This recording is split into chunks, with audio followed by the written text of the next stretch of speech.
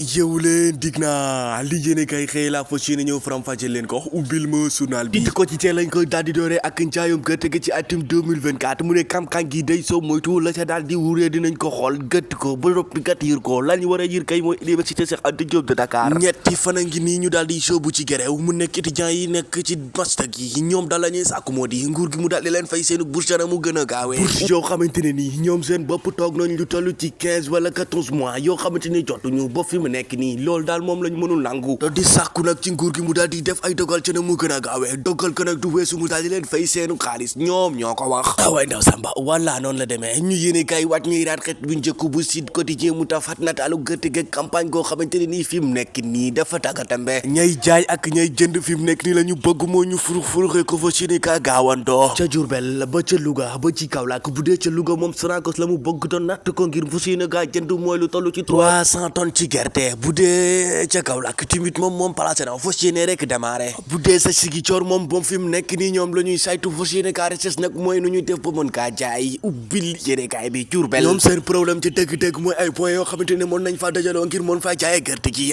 waay ndaw Samba waa baax na en tout cas daal nga yëg nga ñàkk kaay Sud Quotidien daal moom nee na campagne bi am na daar laa lay tegal waay ndaw Samba ubbil yéene kaay di Wolof Quotidien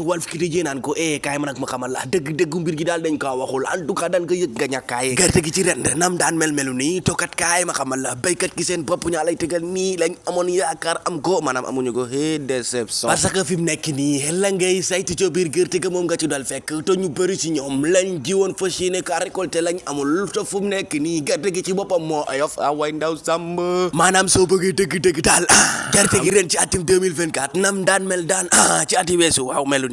nii jéene kayim naa ma acca en tout cas daal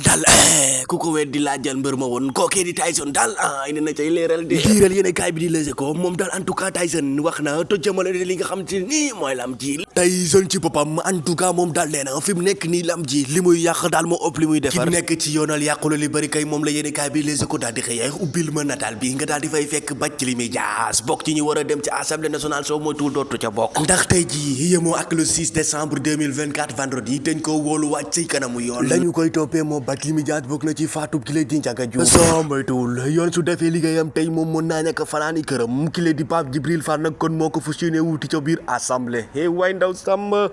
waaw baax na en tout cas daal gars yi yéen a ngi dëgg tel gi enregistrement bi sax baaxul parce que lacrymogène yi yaa bum tous les côtés voilà ñoo ko déggandoo noonu gars yi étudiants yi nekk fii ci université Anta Diop de Dakar sonn nañu lool ñi nekk master 1 master si boppam sonn nañ parce que toog nañ at ak lu teg ci ay weer fayuñ leen seen bourse donc nguur gi na gaaw def parce que du ñoom kese ñooy gaañu suñuy def grève yi parce que ñi nga xam ne ñooy liggéeyee fii université maire yi ak jigéen ñi ñooñ mënuñu noyyi li nga xamante ni mooy lacrymogène yi voilà même ñi nga xamante ne ni dañoo feebar rawatina jigéen ñi mënuñ ko noyyi donc nguur gi na gaaw def différence li metti na de wallaay gars yi acca foofu lañ koy buuralee bu leen fàtte ngeen abonné partager like vidéo bi commentaire wax ñu seen xalaat jaa ngeen jëf